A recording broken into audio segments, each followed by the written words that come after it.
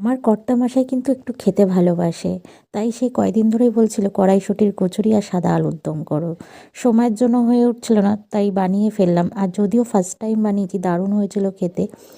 দেখো, আমি চালমগজ আর কাজু কিন্তু নিয়ে নিয়েছি বন্ধুরা। আর এতে কিন্তু আমি টমেটো দেবো না, সাথে আদা নিয়ে নিলাম। লাল লঙ্কার গুঁড়োও দেওয়া যাবে না, তাই ঝালটা পরিমাণ মতোই কাঁচা লঙ্কা দিয়ে নেবে। আর এখানে আমি একটু পোস্তও দিয়ে দিয়েছি। আর রান্নাটা কিন্তু সাদা তেলেই হবে। তো আমি যেহেতু দেখো, আলুটা কিন্তু সেদ্ধ করে নিলে ভালো হয়, আমি কিন্তু আলু সেদ্ধ করিনি, কারণ আমার চন্দ্রমুখী আলু ছিল। আর এখানে গোটা গরম মশলা আমি আর শুকনো লঙ্কা আর গোটা জিরে ফোড়ন দিয়ে দিয়েছি। দিয়ে হালকা করে আমি ভাজলাম, কারণ যাতে বেশি লাল লাল না হয়ে যায়। জাস্ট হালকা করে টেলে ওই পেস্টটা দিয়ে দিলাম, আর জিরের গুঁড়ো ধনের গুঁড়ো দিয়ে দিয়েছি। দিয়ে ভালো করে মাখিয়ে নিলাম। নেওয়ার পর এখানে কিন্তু আমি একটু টক দই ইউজ করেছি। করার পর তারপরে আমি ওটা ধুয়ে বাটি দিয়ে জল দিয়ে দিচ্ছি ফোটার জন্য। এবার ফোটা পর্যন্ত অপেক্ষা। এই দেখো, বলতে বলতেই তোমাদেরকে হয়ে গেল। তো দারুণ গন্ধ বেরিয়েছিল।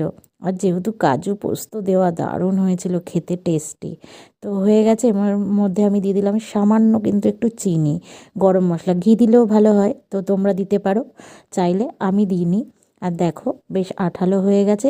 ব্যাস, জমে কি শীতের রাতে।